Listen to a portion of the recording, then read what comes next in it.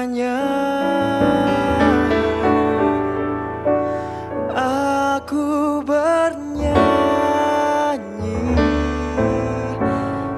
bahagia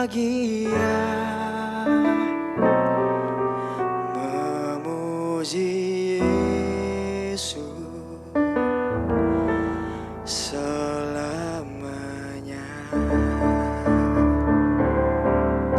Kita berbahagia karena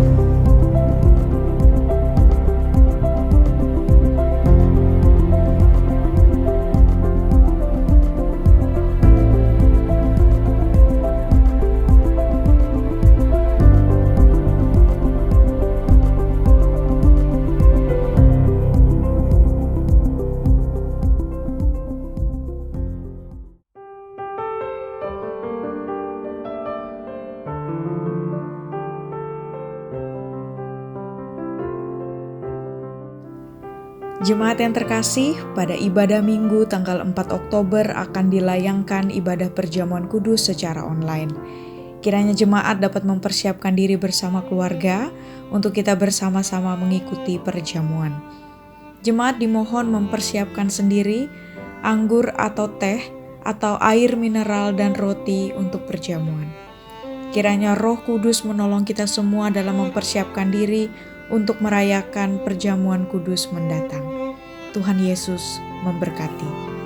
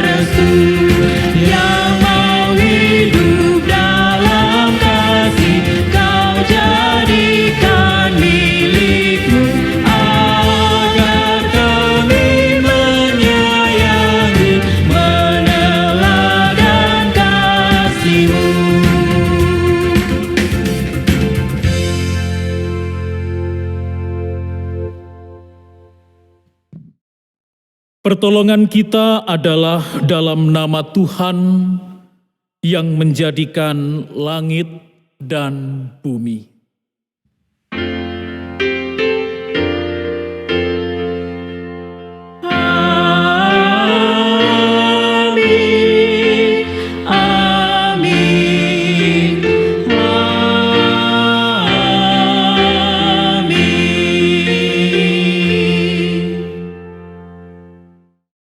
Kasih karunia dan damai sejahtera dari Allah Bapa kita dan dari Tuhan Yesus Kristus beserta saudara, Tuhan beserta kita semua. Jemaat yang terkasih,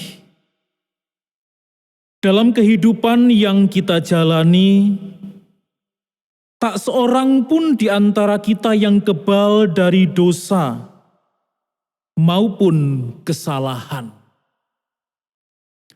Bahkan terkadang tindakan ataupun perkataan kita yang menurut kita benar, ternyata dapat menyakiti orang lain. Tak jarang pula orang lain pun melakukan hal yang sama terhadap kita. Hidup terasa begitu melelahkan dan penuh dengan tekanan. Di dalam kondisi yang demikian, kita perlu mengambil waktu untuk berdiam dan merenungkan bagaimana kasih Tuhan sudah lebih dulu mengampuni kita. Dan kasih yang sama memampukan kita untuk mengampuni orang yang bersalah kepada kita.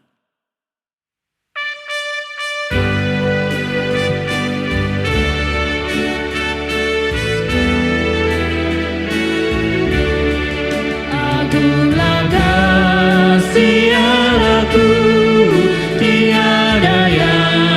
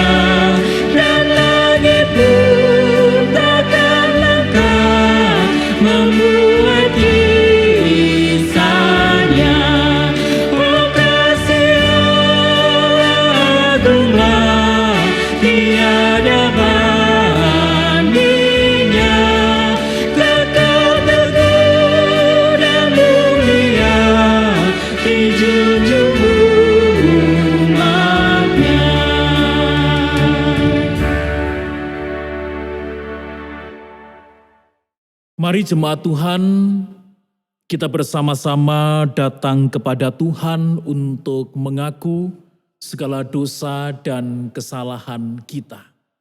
Mari kita berdoa.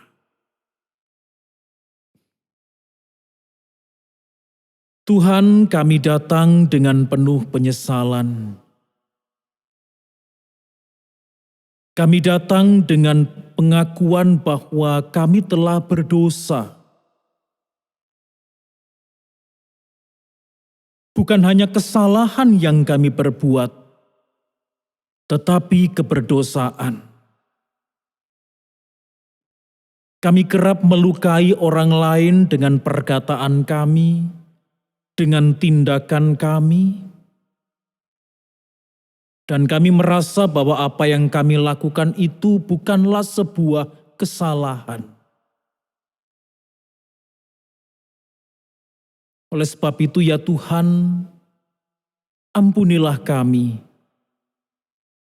agar kehidupan kami diwarnai oleh bahwa kami telah Engkau perdamaikan dengan Tuhan dan Engkau perdamaikan dengan sesama. Di dalam nama Tuhan Yesus, kami berdoa. Amin.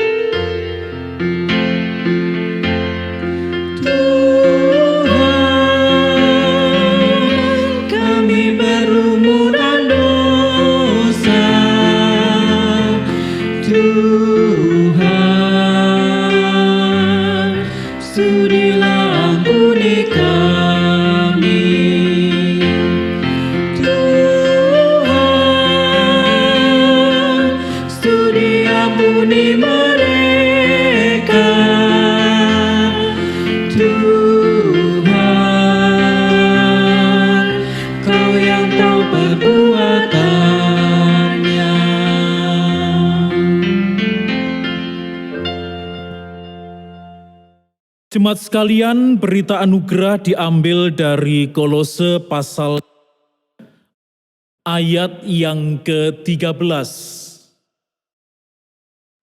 Sabarlah kamu seorang terhadap yang lain, dan ampunilah seorang akan yang lain, apabila yang seorang menaruh dendam terhadap yang lain.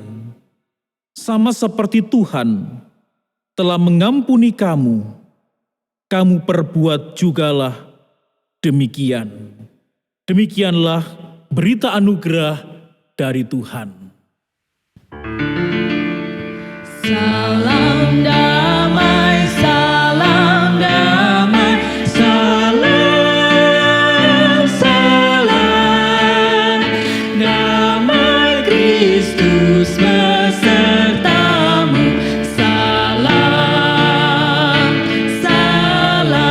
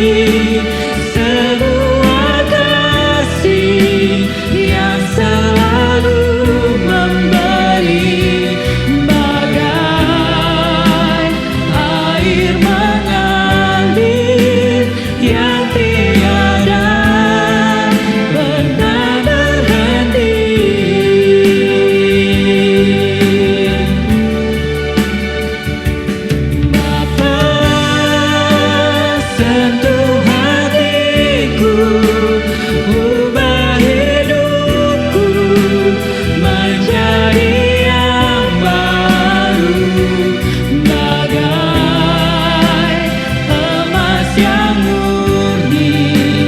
Kau membentuk bejana hatiku.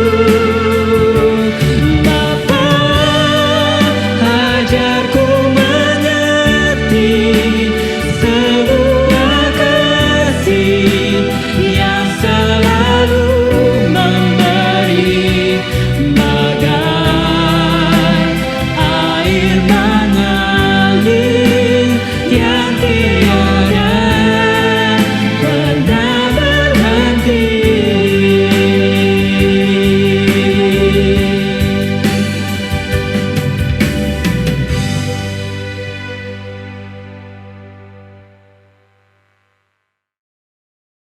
Mari Bapak, Ibu, dan Saudara jemaat sekalian, sebelum kita membaca dan merenungkan firman Tuhan, kita kembali akan masuk di dalam doa kita memohon pimpinan dari Roh Kudus. Mari kita berdoa. Terpujilah Engkau Tuhan dan Juru Selamat kami, Tuhan Yesus Kristus. Kami bersyukur kepadamu ya Tuhan, karena kembali Engkau memberikan kesempatan kepada kami untuk kami dapat membaca dan merenungkan kebenaran firman Tuhan. Dan jika sebentar firman-Mu akan kami renungkan, melalui pemberitaan firman Tuhan hari Minggu ini, kiranya Roh Kudus yang akan memampukan kami, Roh Kudus yang akan menerangi kami, supaya kami memahami firman-Mu dan kami pun boleh melakukannya. Di dalam Kristus, firman yang telah menjadi manusia, kami berdoa. Amin.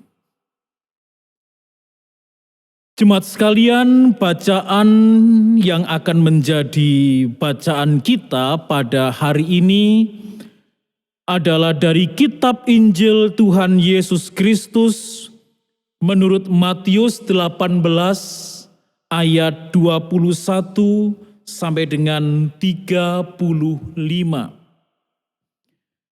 Injil Tuhan Yesus Kristus menurut Matius 18 ayat 21 sampai 35.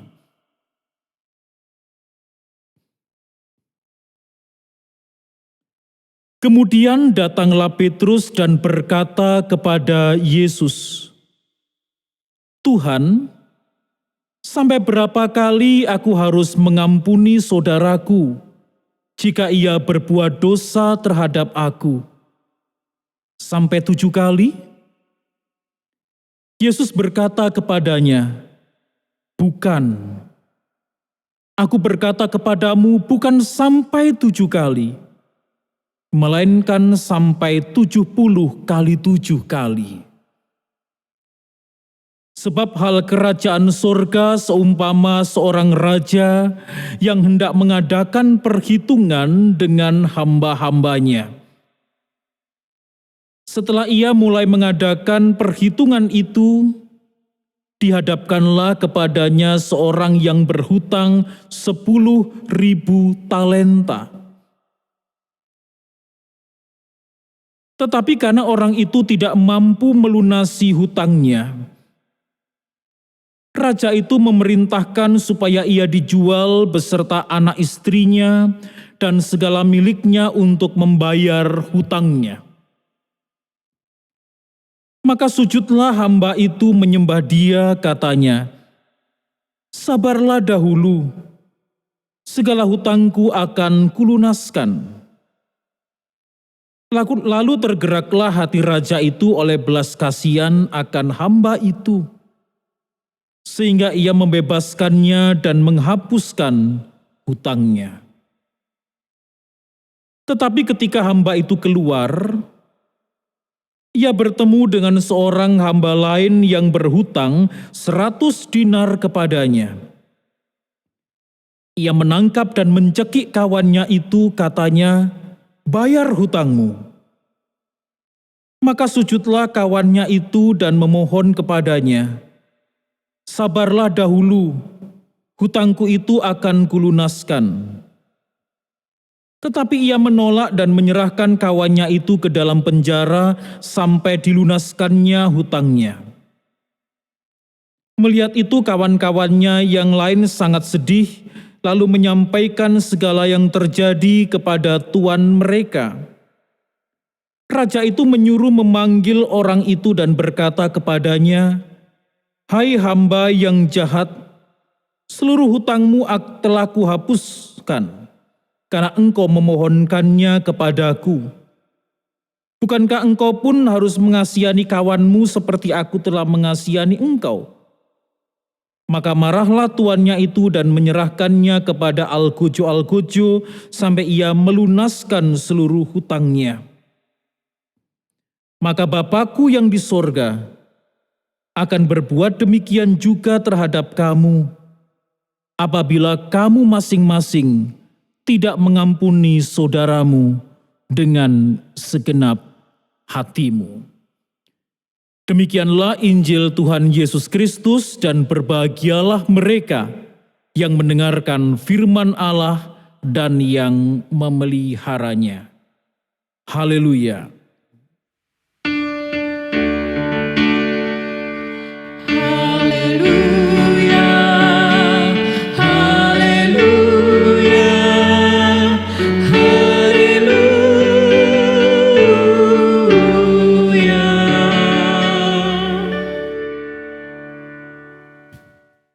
Saudara-saudara yang terkasih di dalam Tuhan, Friedrich Nietzsche, salah seorang filsuf barat yang sudah cukup terkenal itu, sejarah mencatat bahwa Nietzsche selama dia hidup dahulu itu kerap mencecar kekristenan.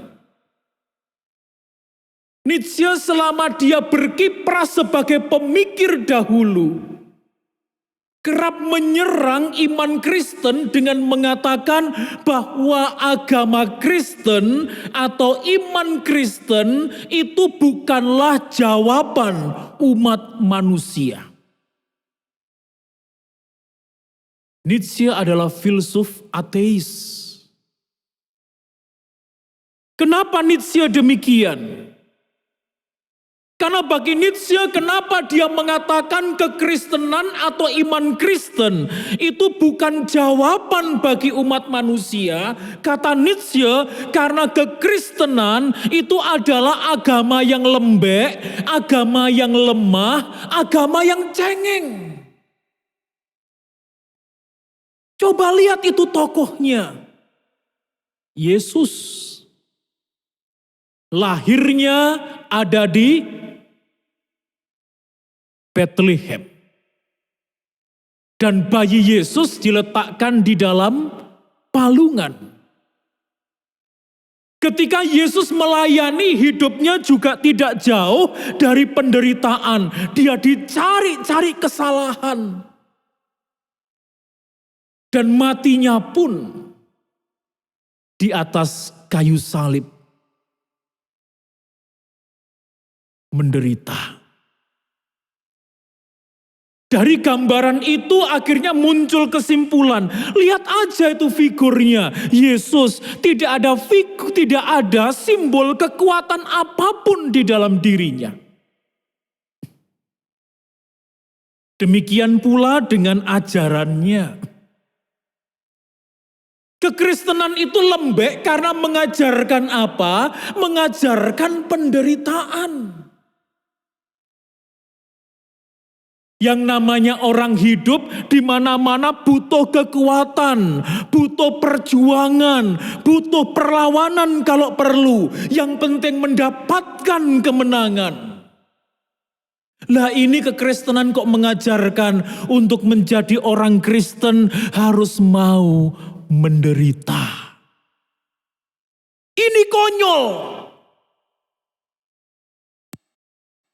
Itu saudara, Nietzsche mengkritik kekristenan bahwa kekristenan itu adalah agama yang lembek, agama yang lemah, agama yang cengeng. Karena tidak mengajarkan perlawanan, tetapi mengajarkan penderitaan. Tetap mengasihi walaupun dibenci. Tetap mengampuni walaupun disakiti. Tetap memberkati walaupun teraniaya. Bagi Nietzsche ini ajaran apa? Nah jemaat yang terkasih, silakan kita merenungkan bersama. Apa jadinya kalau iman Kristen setuju dengan Nietzsche? Dan ketika iman Kristen setuju dengan Nietzsche, maka apa jadinya jika iman Kristen melegalkan kekerasan? Setuju nyawa dibayar dengan nyawa, darah dibayar dengan darah. Sakit hati sedikit langsung membunuh, tersinggung sedikit langsung membinasakan. Melihat orang lain itu seperti mangsa yang siap diterkam. Lalu apa jadinya dunia ini kalau iman Kristen memiliki pandangan seperti itu?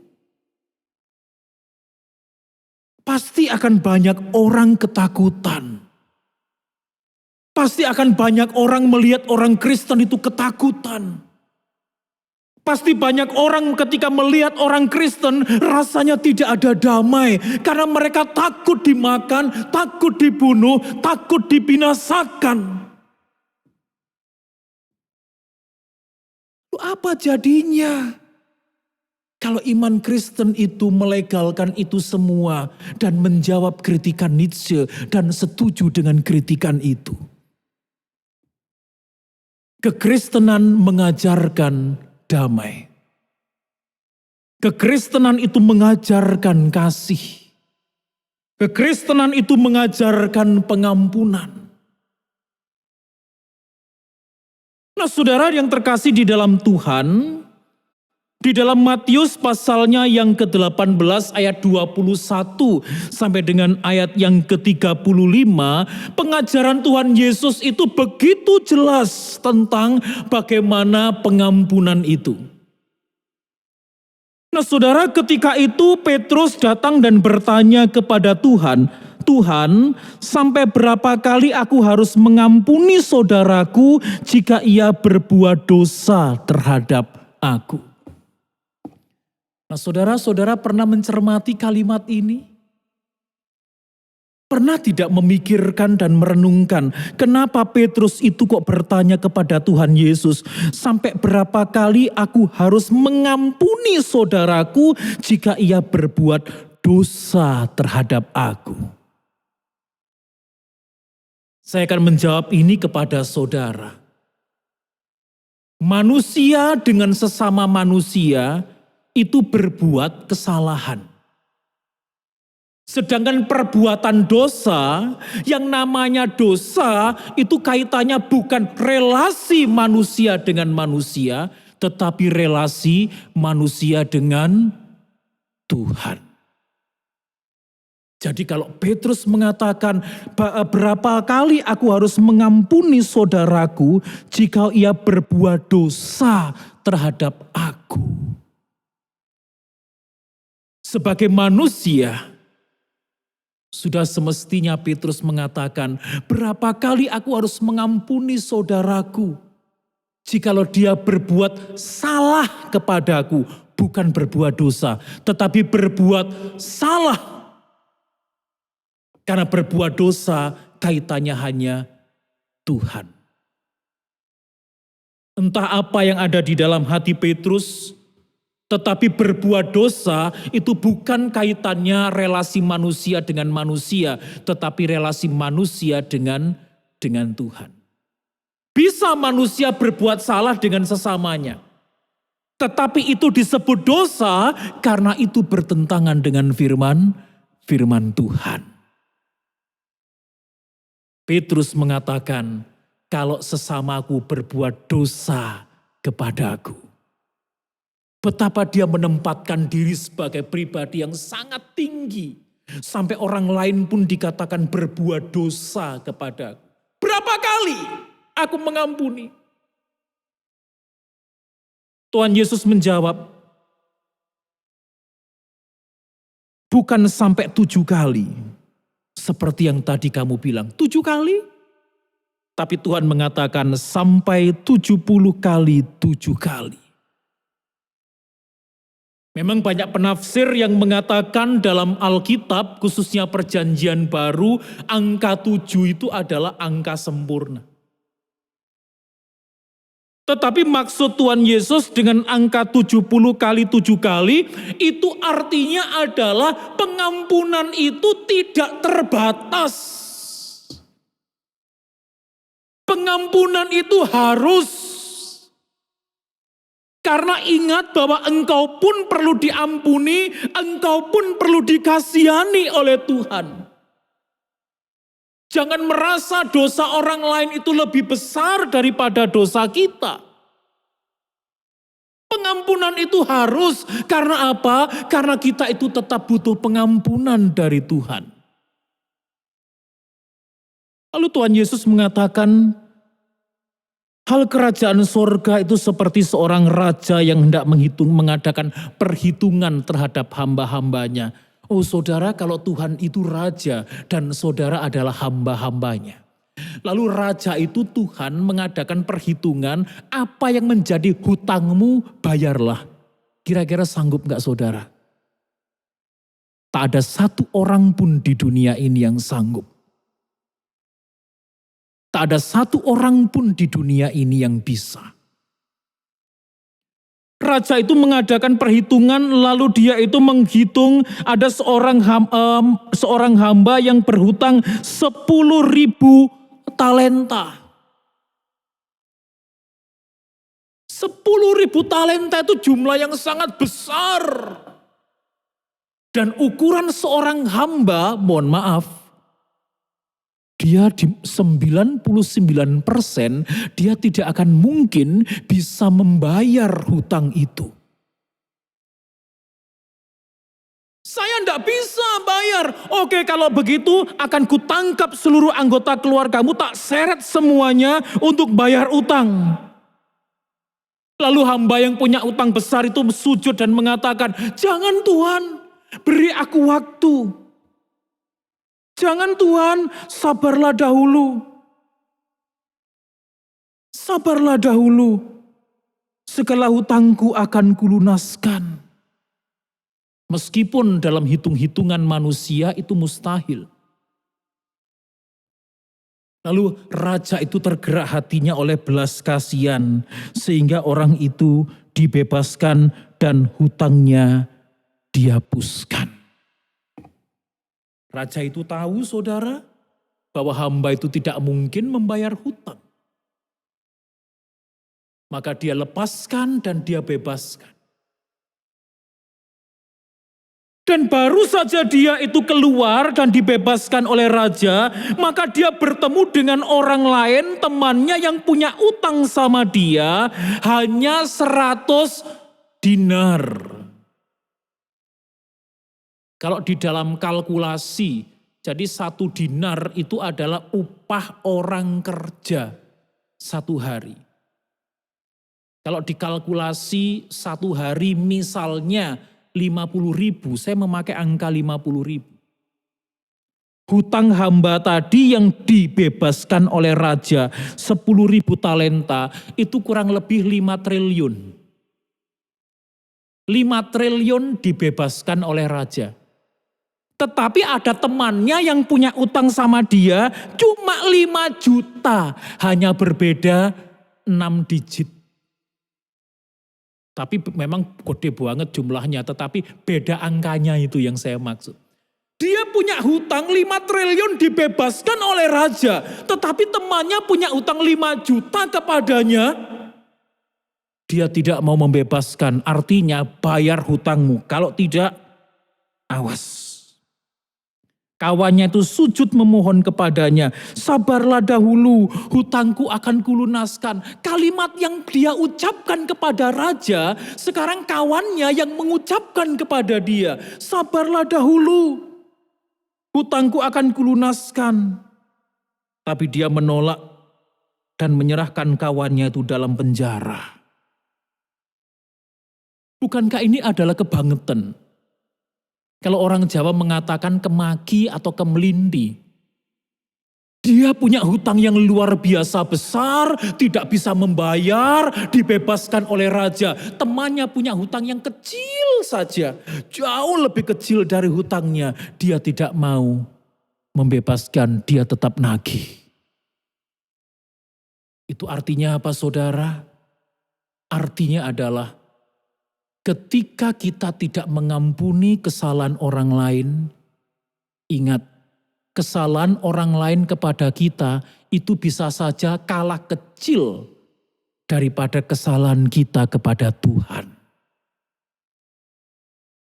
Sebelum engkau menunda-nunda pengampunan, sebelum engkau menunda-nunda memberi maaf kepada orang lain, sebelum engkau mengulur-ulur memberi maaf kepada orang lain, lihat kesalahan kita sebagai manusia tidak lebih kecil dari kesalahan orang lain. Kesalahan kita cukup besar, lebih besar dari yang orang lain lakukan. Semua orang butuh belas kasihan Allah. Jangan kita berlagak menjadi Allah. Lalu Tuhan Yesus pun melanjutkan dengan mengatakan bahwa maka raja itu marah dengan perbuatan hamba yang sudah dibebaskan itu. Lalu dia itu menyerahkan pada algojo, dimasukkan dalam penjara sampai dilunaskan hutangnya. Nah, Bapak, Ibu, dan Saudara jemaat semuanya, apa relevansi bagi kehidupan kita sekarang?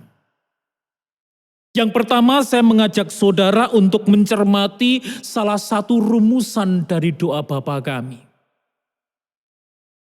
Salah satu rumusan itu adalah, dan ampunilah kami akan kesalahan kami seperti kami mengampuni orang yang bersalah kepada kami. Itu tidak boleh disensor.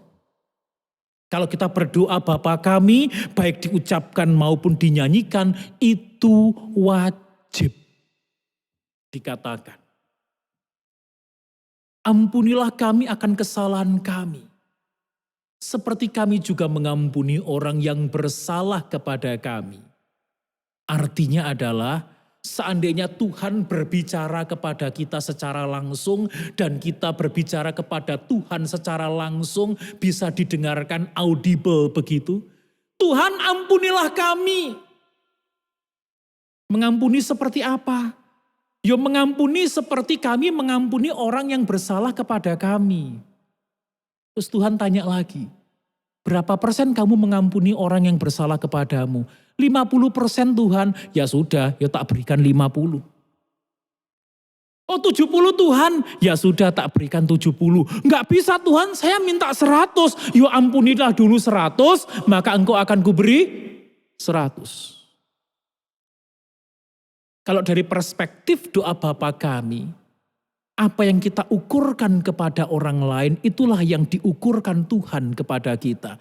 Pengampunan yang kita berikan kepada orang lain, itulah pengampunan yang Tuhan berikan kepada kita. Kemudian yang kedua adalah tentang salib.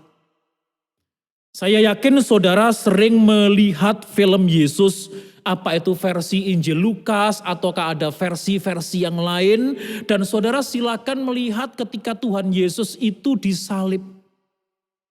Ada yang salib itu sudah bentuk palang begini, dipikul Tuhan Yesus sampai menuju Golgota. Ada juga cuma balok horizontal, satu aja, itu dipikul Tuhan Yesus sampai ke Golgota. Yang vertikal itu sudah tersedia di Golgota.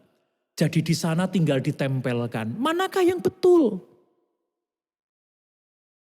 Kita memang tidak tahu secara pastinya, saudara. Tetapi kalau kita setia taat kepada arkeologi, kalau kita itu setia kepada data sejarah, sangat besar kemungkinan tradisi ketika itu, tradisi penyaliban adalah bukan semua kayu dipikul. Yang tiang kayu vertikal itu sudah ada di tempat eksekusi. Yang tiang kayu horizontal itu yang dipikul. Dari tempat penghakiman, tempat vonis, sampai ke tempat eksekusi. Begitu ditempel, sempurna, itu salib. Nah saudara, artinya adalah, kita kan mengartikan salib itu adalah tanda cinta. Yang vertikal memanjang itu adalah tanda cinta atau tanda kasih Tuhan kepada manusia. Yang horizontal, yang garis begini, itu tanda kasih manusia kepada sesamanya. Tanda kasih kita kepada sesamanya. Artinya begini saudara. Yang garis vertikal itu sudah ada. Artinya tidak perlu ditanya-tanya lagi, tidak perlu diperdebatkan lagi, tidak perlu didiskusikan lagi. Tuhan itu mengasihi aku atau tidak, itu sudah pasti. Jadi garis vertikal, tanda Tuhan mengasihi manusia, itu sudah tidak perlu diperdebatkan, didiskusikan, diseminarkan, diwebinarkan. Itu sudah pasti. Jangan bertanya seperti itu lagi. Karena itu sudah pasti. Tetapi yang horizontal, yang datar, itulah yang kita pikul.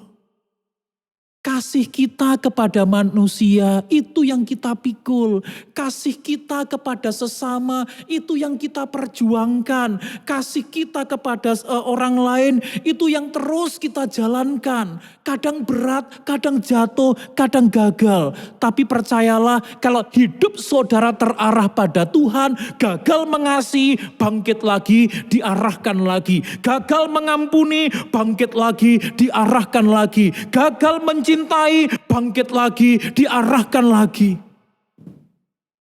Dicintai, mencintai, mengasihi. Makanya orang kan mengatakan mengasihi itu kok rasanya berat, meskipun kasih adalah ajaran inti iman Kristen. Saya tidak mau munafik, saya mengatakan jujur, iya. Kenapa mengasihi itu kok berat? Karena ajaran Tuhan tidak pernah ajaran yang main-main. Ajaran Tuhan itu bukan ajaran yang murahan. Makanya Tuhan memberikan perintah kasih. Kalau orang mengatakan mengasihi itu berat, karena ajaran Tuhan berkualitas. Bukan ajaran yang main-main. Bukan ajaran yang sembarangan. Mengasihi sesama manusia diperjuangkan terus sampai akhirnya itu ditempelkan kepada yang vertikal. Sehingga salib itu sempurna. Kesempurnaan salib adalah mengasihi sesama manusia sebagaimana kita mengasihi Allah karena kita sudah terlebih dahulu dikasihi Allah. Itu salib. Nah Bapak Ibu dan Saudara, di dalam hal mengampuni tidak ada jalan simpang. Hidup itu mengampuni atau tidak, sebenarnya tidak ada jalan simpang. Berapa lama pun prosesnya, berapa lama pun kita itu didampingi, berapa lama pun kita menggumulkan, mengampuni, memaafkan, itu selalu menjadi ending, menjadi akhir. Apapun pergumulannya, apapun persoalannya, tidak ada jalan simpang, ujung-ujungnya tetap sama, yaitu memaafkan, mengasihi, mengampuni. Orang mengampuni itu ada yang total forgiveness, artinya langsung mengampuni total.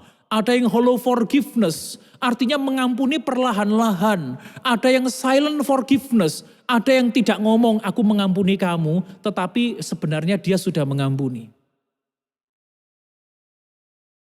Mana yang saudara pilih? Tetap pada akhirnya adalah pengampunan. Orang yang mudah mengampuni adalah orang yang merasa dirinya butuh pengampunan, khususnya dari Tuhan. Mengampuni itu memang tidak bisa memperbaiki masa lalu, tetapi mengampuni dapat mengubah masa depan.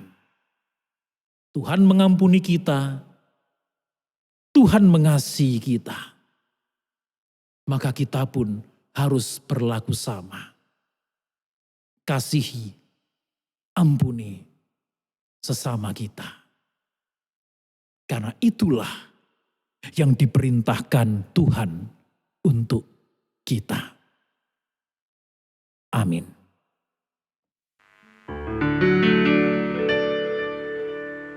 Lord, I give you my heart, I give you my soul. I live for you alone. Every breath that I take, every moment I'm awake. Lord, have your ways in me.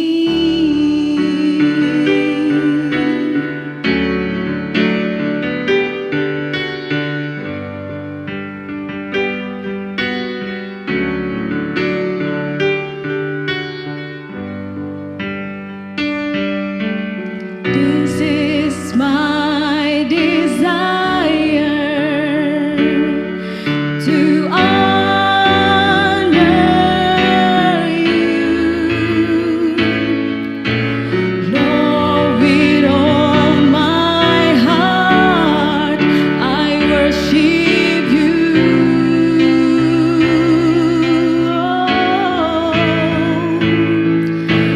All I have within me,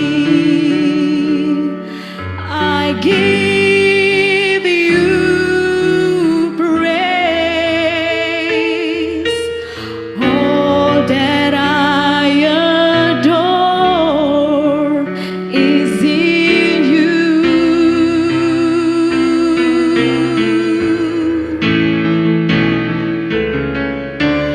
Lord, I give you my heart, I give you my soul.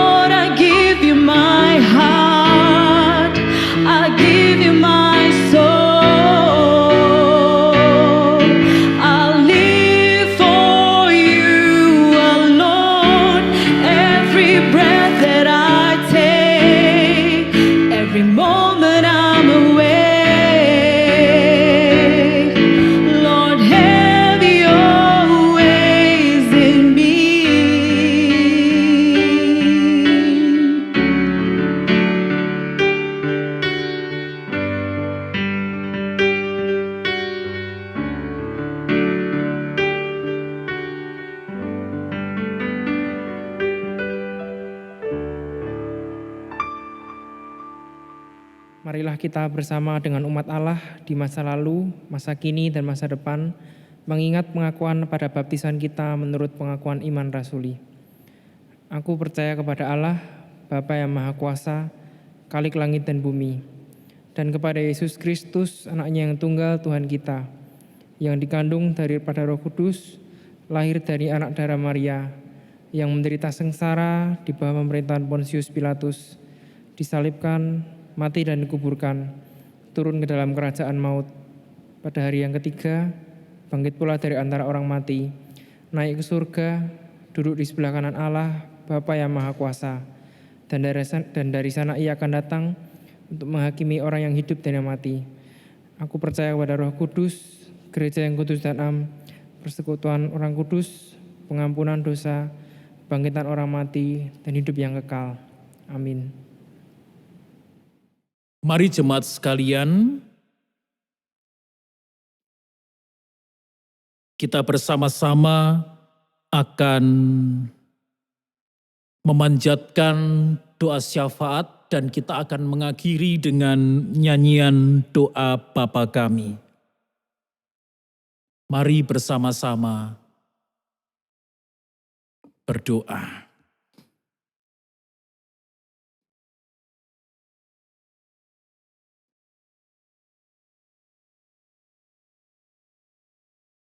Tuhan, pada hari ini kami berdoa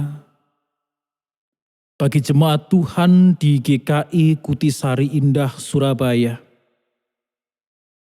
Kami percaya bahwa Tuhan memberkati jemaat-Mu. Tuhan memberkati pekerjaan mereka, Tuhan memberkati rumah tangga mereka, Tuhan memberkati pelayanan mereka, dan biarlah Tuhan tetap memelihara mereka dengan berkat Tuhan dan mengikat mereka dengan kasih Tuhan. Meski untuk sementara mereka belum bisa beribadah dengan tatap muka, meski sementara mereka masih bisa beribadah secara online, kegiatan apapun, meeting, persekutuan doa juga secara online. Tapi kami percaya semua tidak mengurangi cinta mereka kepada Tuhan dan kepada rumah Tuhan. Berkati pelayanan majelis jemaat, berkati pelayanan pendeta Setia Hadi sebagai pendeta konsulen, berkati pelayanan segenap aktivis. Engkau menguatkan mereka yang lemah. Engkau menghiburkan mereka yang bersedih dan berduka. Engkau melawat, memberi kekuatan dan menghiburkan, menyembuhkan mereka yang sakit. Terima kasih ya Tuhan, jikalau di dalam sepekan ini ada saudara-saudara yang berulang tahun, Engkau memberkati dan menyempurnakan sukacita mereka. Kami berdoa ya Tuhan bagi bangsa dan negara kami Indonesia, yang sampai sekarang tetap berjibaku, berjuang melawan pandemi COVID-19. Engkau menyertai dan Engkau memberikan berkat-Mu. Berikan penyertaan-Mu kepada pemerintah, kepada tenaga medis, kepada aparat, juga berikanlah hikmat-Mu yang menaungi setiap warga masyarakat, agar mereka menjalankan kehidupan tidak dengan sembrono. Supaya wabah ini boleh segera usai. Ajarlah kami untuk mendukung bangsa ini di dalam memutus mata rantai COVID-19. Terima kasih ya Tuhan, inilah doa kami. Kami panjatkan di dalam nama Tuhan Yesus yang sudah mengajar kami berdoa.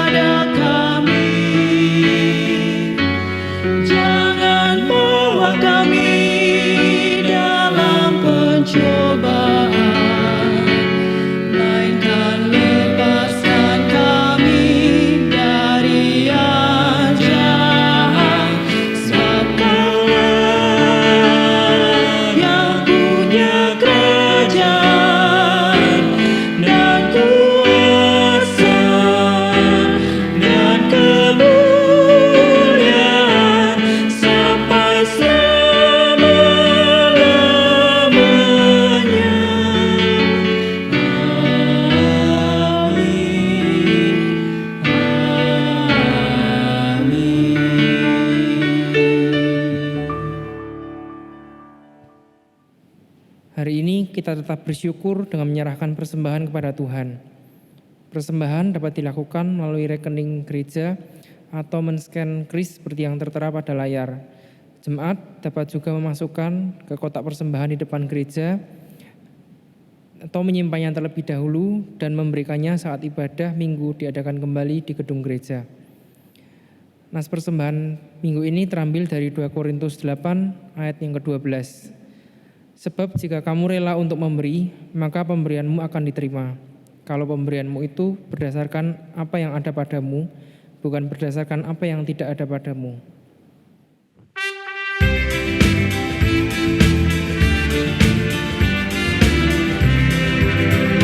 Ucap syukur pada Tuhan karena kita diselamatkan oleh-Nya. Senandungkan lagu baru, senandungkan lagu baru bagi-Nya.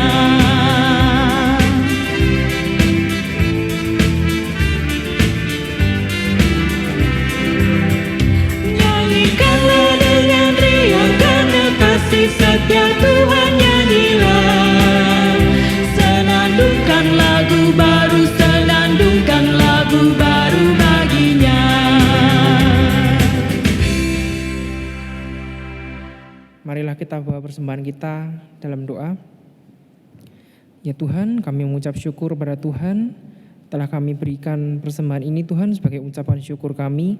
Kiranya Tuhan boleh terima, Tuhan boleh sucikan Tuhan, dan Tuhan boleh berkati agar boleh dikelola dengan baik oleh majelis Tuhan dan boleh dipergunakan untuk pekerjaan Tuhan melalui gereja ini. Berkati juga Tuhan tangan-tangan yang telah memberi dengan sukacita dan dengan rela hati Tuhan. Terima kasih Tuhan, di dalam nama Tuhan kami berdoa dan mengucap syukur. Amin.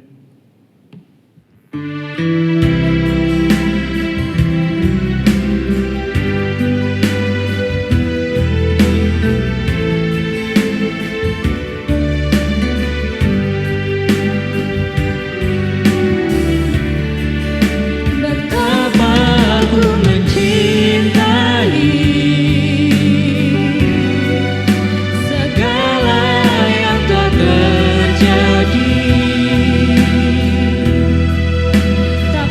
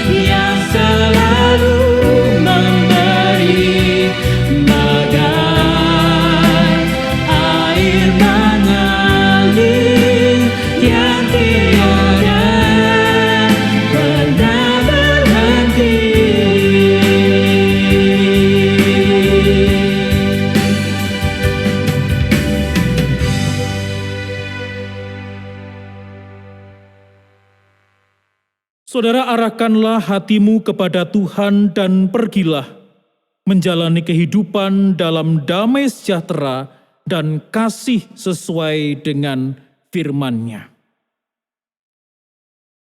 Kiranya damai sejahtera Allah yang melampaui segala akal akan memelihara hati dan pikiranmu di dalam Kristus Yesus.